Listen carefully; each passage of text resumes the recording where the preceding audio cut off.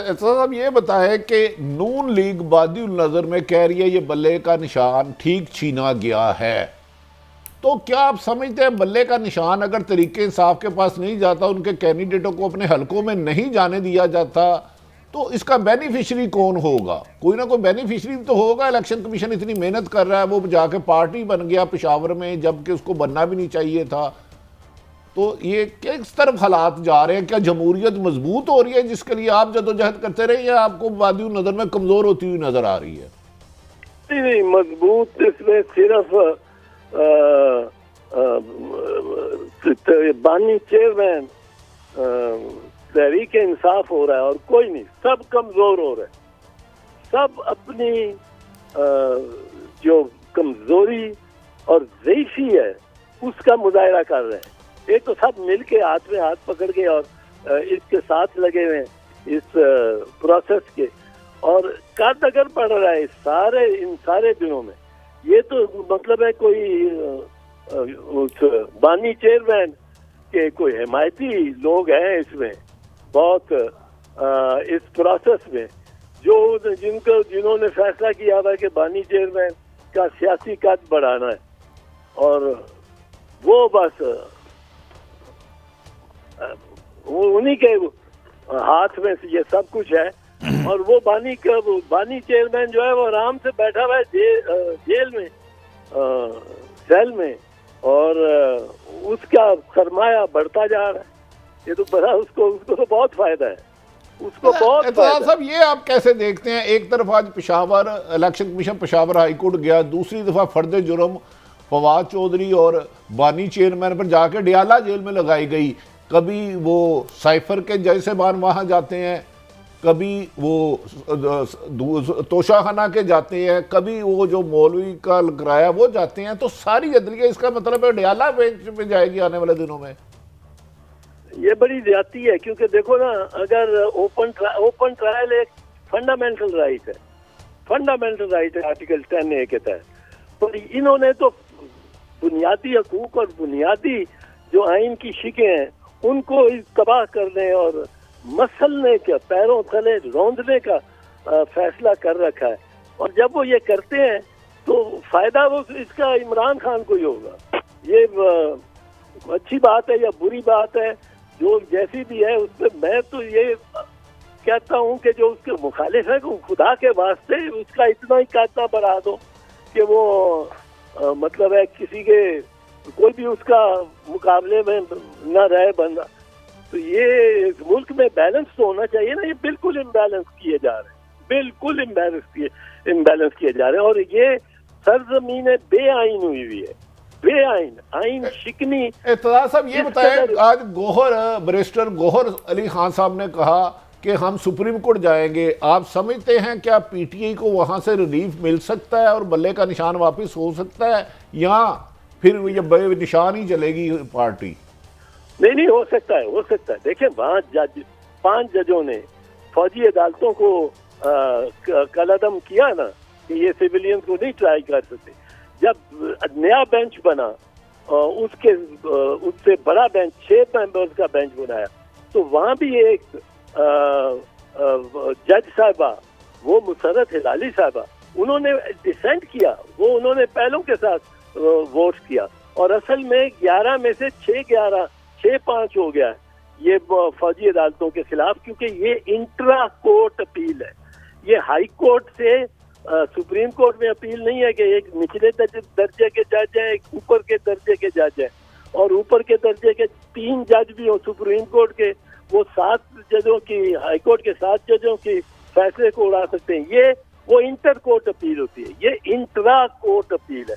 Intra court appeal में सारे जज बराबर हैं, सब बराबर हैं, और जब सब बराबर हो तो फिर असल में ये 6-5 से फौजी अदालतें कलअदम हो चुकी हैं। पर अब इस गिनती में भी, इसमें भी इन्होंने नहीं जाना, क्योंकि इन्होंने तो आइन को बिल्कुल नामंजूर करने का एक इनको मिल गया है 9 मई का एक ऐसे FIR बना दिए कि जिसको चाहे जब चाहे वो उसको शामिल कर लेते हैं, क्योंकि उसमें बहुत से और लिखा होता है। जी जी नामालूम बंदे। एतजाज साहब एक दो बातें। एक तो लगता है जैसे पीटीआई के वकील बिल्कुल प्रिपेयर होकर नहीं जाते। आज फाजल चीफ जस्टिस साहब ने कहा कि यार कुछ सबूत तो दें कि यहाँ पे कोई हाई हैंडेडनेस हो रही है। वो तो चूंकि बता रहे थे टीवी भी नहीं देखते तो उनके बिल्कुल इल्म में नहीं है। और ये लतीफ़ खोसा साहब कोई सबूत भी नहीं लेके गए कि कागज़ छीने गए हैं और अदालत को बिल्कुल ही जो है it was taken by surprise. एक बात तो ये। दूसरी बात ये कि आप पहले भी कह चुके हैं, दोबारा दोहरा दीजिएगा कि कुछ जुडिशल बॉडी तो इलेक्शन कमीशन है नहीं कि उसकी तौहीन हो जाए। और तीसरा जो सुप्रीम कोर्ट ने कहा कि जी लेवल प्लेइंग फील्ड दे दें, जो खुद फरीक बन के अदालत में आ गया है इलेक्शन कमीशन, वो लेवल प्लेइंग फील्ड देगा। Your take on these 3 issues sir. Sir पहली बात तो ये है, मैं समझता हूँ कि पीटीआई के वकला बहुत बड़ी अच्छी परफॉर्मेंस दे रहे हैं। उन्होंने मतलब इलेक्शन कमीशन भी, गवर्नमेंट भी, जुडिशरी में भी, ये इस्लामाबाद हाई कोर्ट उनके डट के खिलाफ है। पर ये वकला जो है, और इसमें कल शुएब शाहीन ने जो बहस की है, कल मैंने उसको देखा, जिसको उन्होंने ये इन्फोर्स ये जो डिसअपियरेंसेस केस है, मेरा केस जिसमें मैं मुद्दई हूँ, उसको मैं वहाँ नहीं था, खोसा नहीं था वहाँ। उसकी वजह ये हुई कि परसों रात को 9 बजे जमानत हुई और केस क्वाश हुआ हाई कोर्ट में। खोसे के बेटे को उसको गिरफ्तार किया हुआ था, उस पे एंटी टेररिज्म एक्ट लगाया हुआ था। वो बहरहाल वो 9 बजे हमने सोचा कि हम चलते हैं इस्लामाबाद, क्योंकि उसी वक्त हमें बताया गया कि सुबह केस लगा हुआ है आपका। ये तो वो मोटरवे बंद, जीटी रोड बंद, अब नहीं हम आ सके। तो ये शुएब शाहीन ने इतनी अच्छी बहस की जो अब मैंने फिर टीवी पे देखी। और बाकी गौर खान तो बेहतरीन परफॉर्मेंस कर रहा है, और वो कोई चौमुखी लड़ रहा है लड़ाई। वो उसने टिकटों का भी करना है, उसने सियासी जमातों का भी करना है, सियासी वर्करों का भी करना है, अदालतों का भी करना है, और सारी पार्टी का भी करना है। और वो बहुत अच्छे। ये इसमें मसला ये है कि टाइम का जो है ना, असल मामला टाइम का। टाइम में ये बल्ले का जो ये बदनीयती इसकी इलेक्शन कमिश्नर की और कमीशन की नजर आती है कि 60 दिन देते हैं इलेक्शन कराने के लिए, इंट्रा पार्टी इलेक्शन इसको मुस्लिम लीग को, और जो 8 महीने फैसला महफूज रखता है इलेक्शन कमीशन ये बल्ले वाली पार्टी का। 8 महीने महफूज रख के जब 20 दिन रह जाते हैं, कहते हैं 20 दिन के अंदर इलेक्शन कराओ, और फिर उसमें कीड़े मकोड़े निकालते हैं। 175 पार्टी में से सिर्फ एक को चुनते हैं इस अमल के लिए, इस एहतसाबी अमल के लिए। तो ये तो बहुत ही इलेक्शन कमीशन इस तरह का हो जो आपको ज़ेरे ज़मीन ही ले जाना चाहता हो। इसमें ये लॉयर बहुत अच्छा कर रहे हैं परफॉर्म। और ये जो इंशाल्लाह मैं आई एम कॉन्फिडेंट ये कि बल्ले का मिलेगा, जिस पार्टी का जो हक है उसको मिलना चाहिए, क्योंकि इसी में जमहूरियत की जीत है। अगर मैं आज बड़ा खुश हो रहा हूँ, तालियां बजा रहा हूँ कि बल्ले का निशान ले लिया तहरीके इंसाफ से, तो मेरी ये खाम ख्याली है, क्योंकि ये उन हाथों को मजबूत कर रहे हैं जिनको हमारे 3 दफा और 4 दफा होने वाले वजीर आजम अनदेखे हाथ कहते थे, खलाई मखलूक कहते थे। उनके हाथ में ज्यादा ताकत आप दे रहे हैं।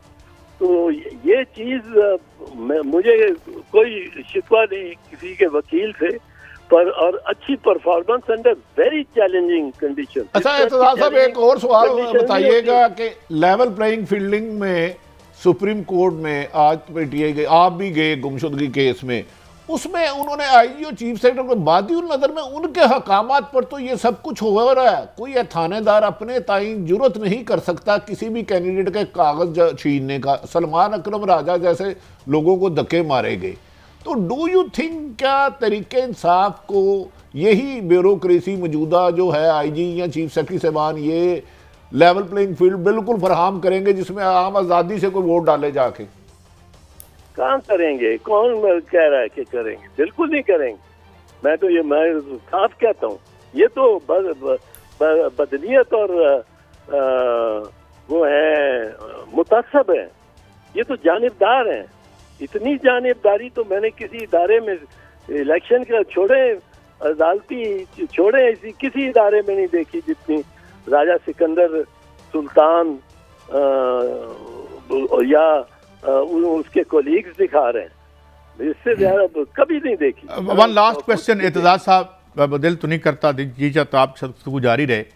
Is it possible for any institution in this country कि उसको इतला में ये ना आ सके कि कागज़ छीने जा रहे हैं, लोगों को आरओ तक पहुंचने में जो है वो रुकावट डाली जा रही है, या मतलब तो ये इस तरह की अदम आगाही भी आज की कम्युनिकेशन की दुनिया में मुमकिन है? नहीं मुमकिन नहीं है। ये तो